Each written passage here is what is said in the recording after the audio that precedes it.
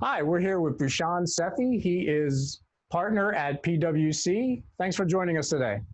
Great to be here, Larry. So let's get into the IT budgets and what the new normal of work looks like. What do you think will go back to normal, quote unquote, and what do you think will change post COVID? Well, one of the things that we're seeing now is a lot more of our clients are working remotely and will continue to work remotely for the next 12 to 18 months. In our latest CFO survey, up to 49% of them are actually considering remote work on a permanent basis. In areas like financial services, that's actually up to 60%. So what that means is accelerating their digital transformation programs, whether that be on the customer side or on the employee side, is where our clients are focused. And one example of that is in that latest CFO survey, 70% of them actually said they're deferring investments. And when we look at what they're deferring, it's things like capital investments, facilities, new IT spend. But what they're not deferring is their digital transformations and their pieces around customer experience. Those things come low down in what they're looking to defer. So we see that as an important way to drive productivity for a remote workforce, and that's why we see those programs continuing. So the IT budget's probably going to get squeezed someplace. What are some of the areas where it'll get squeezed? I think where we're seeing, first of all, any investments that require new spend of technology, whether that's infrastructure, whether that's cloud, it's going to need a really good business case that's going to have to demonstrate how it drives productivity for the workforce or how it digitizes the customer experience. As our clients look to grow new revenue streams through different channels, be all the digital channels, that investment's going to be scrutinized to say, how does it improve customer experience? How does it improve employee experience? Those budgets, those business cases that can demonstrate that return on investment, we see as getting funded. Everything else will be very heavily scrutinized. The other areas that our clients are going to continue to fund, it's an obvious one here for this audience, is cybersecurity. With the increased remote working, with the focus on managing security, managing data, managing privacy, that was a focus before COVID. We see that as an increased focus for our clients right now. How do you see the remote work developing in relation to commercial real estate and how much they spend on that? Like, if you can make more folks work remote, you need less real estate. Is that an offset that, more than pays for itself? Or is that just a way to think about IT projects?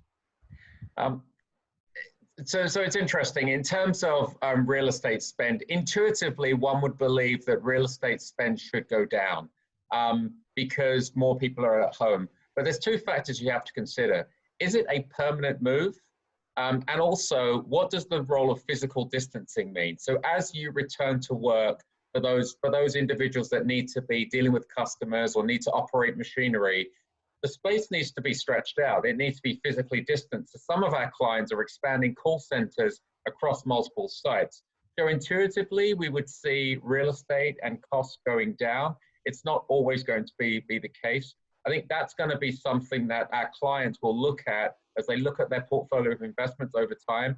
Say, how do we take advantage of maybe not extending leases or change our footprint or hire in different locations than we are physically at physical sites present. I think it's early to tell on some of those real estate versus technology spend questions. So I did notice in your CFO survey that, there was talk of distancing workers and things like that. Will there be more real estate spending just because you're going to have to put up barriers between people and things like that? Well, what's interesting now on the design of the physical workspace is the workspace has not been designed for physical distancing in a number of our clients. A number of corporate functions have invested in redesigning their workplace to drive more collaboration, drive innovation, to have meeting rooms and social collision areas. All of that will have to be undone if we're going to have physical distancing in the workplace at scale.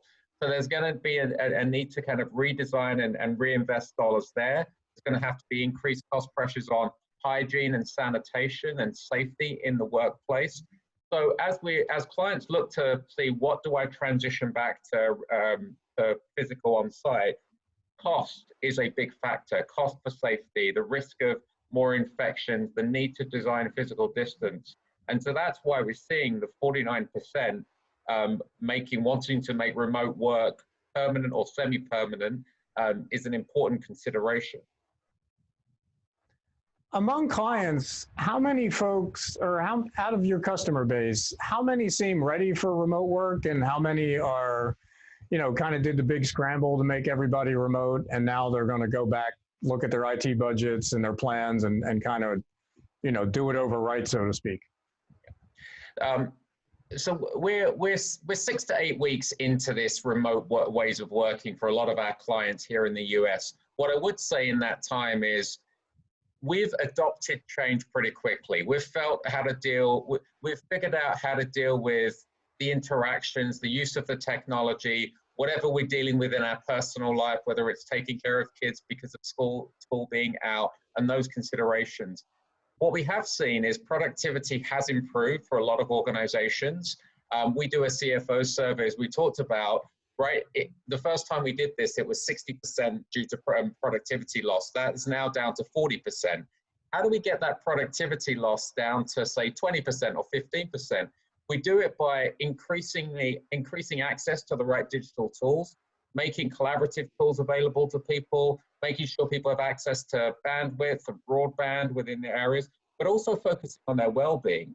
The risk of remote work and also the lockdown means that people's days extend into the evenings, people's working lives extend into the weekends, and that has a real issue to do with the mental and the physical well-being of employees, our clients, our colleagues. And so we're seeing a lot more leaders now putting that in place in terms of their leadership practice to say, how are your team members doing? Make sure your people take their vacation. Make sure you're leading with empathy. Do they have other constraints that they have to deal with? Make sure we're all working 12 to 18-hour days.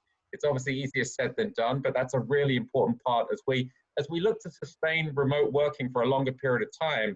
This is going to be part of the normal, building well-being into your daily practices. So when we talk about digital transformation and the budgets, you said that'll be a priority. How do you think those will wind up being measured? Like, I mean, I've seen a lot of digital transformation projects. Some of them are, science experiments. Some of it kind of more R&D. A lot of it in recent years has been about customer experiences and growth. How do you measure digital transformation practices when your revenue has been falling 10% or whatever the number is? Yeah. When we think about digital transformation from the customer side, what we're increasingly seeing now, accelerated by this pandemic, is the business-to-business interactions need to go from being offline to being kind of through online channels. So what I mean by that is we're going to have to sell commercial banking to clients through virtual relationships, through video technologies, through aftercare, through phones, etc. So moving sales online for business-to-business clients, whether you're selling financial products, insurance, other services, building relationships with clients, is going to have to be done in a digital channel. That means a different way of working with technology, but it also requires a big behavioral change. So as our clients look to improve the customer experience and the employee experience, technology is absolutely part of that. A lot of our clients have started their digital journeys. We see them needing to accelerate them to drive the productivity and drive the growth that they're looking for from their business level clients. On the consumer side, a lot of our clients are still needing to invest in the business, the channel to their consumers, whether it be through banking, through restaurants, that we see important.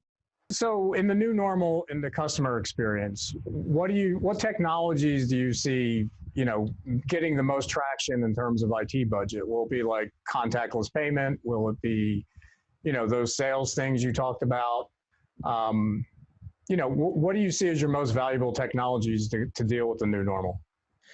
So as you think about engaging customers, thinking about what those customers need, whether it's mobile channels, whether it's easy to use apps, whether it's apps around security, those are areas that are going to be important for businesses as a way to interact with their clients, as a way for them to market products and services, as a way for them to replace the relationships that we would have in the physical world with some kind of online intimacy and connection that keeps them close to their customers. So any ways to drive stickiness and interactions with business customers that have an ability for you to engage with them in a digital way, but also through maybe a phone, is going to be important. That's going to be different for different lines of businesses, different sectors. What industries do you think are most prepared from a digital transformation perspective versus not? For those industries that are heavily invested in digital channels prior to this, are continuing to move work remote. So in financial services, those that have a good mobile app and customers that are pushing customers to drive there. Those companies that are used to engaging in sales and relationship development in an online way will continue to focus that.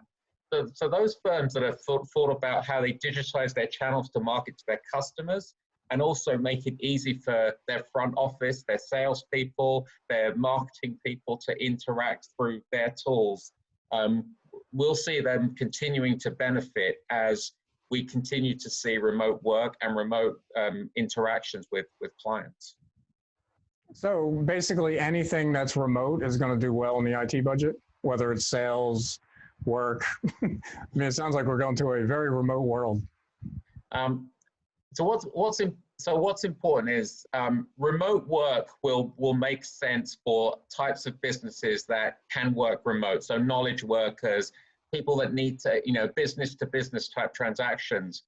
What we also need to acknowledge is the return to the workplace for those companies that are customer facing, that have to have bankers in branches or need access to technology, like bankers on trade floors that want to move money with the right compliance and security in place, or people that need to operate factories and machinery and tools. That needs to be done on site in a physical, safe way. So those technology investments need to continue there. There's going to be other technology investments that you need as you bring work back around safety. We've released a tool for our own organization around contact tracing. This will trace the proximity of people. So if somebody does become infected, we'll know who they've come into contact with and be able to report that in a matter of seconds. So we'll increasingly see tools and technologies that drive safety, drive physical distancing, drive productivity in the workplace, but it will be really for the type of work that cannot be done remote. Okay. Is there anything I didn't ask that I should have? We talk a lot about the technology and needing to digitize a business, need to digitize interactions with customers, need to drive the right productivity tools for remote workers or for people returning to a workplace. What's common before this pandemic and will be common long after it is humans have to adopt this new way of working. So driving and creating tools that are easy to use, that are valuable and make the interaction with the client better, deeper, meaningful, have a good user experience, and actually improve how we execute work in a safe and secure and healthy way is going to be critical as we're designing, as we're financing, and as we're implementing new technology solutions. So in other words, we're, allocate some of that IT budget to designers? The designers, designing around the right user experiences, understanding the different personas in an organization, that the salesperson may need something different to the control person, to the customer facing folks. So making sure that there's designers, security, user experience, customer interactions in those in the technology solutions is obviously going to be important and a big guide to how much it can actually improve the customer or the employee experience. All right. Thanks for joining us. Thank you. It's been my pleasure.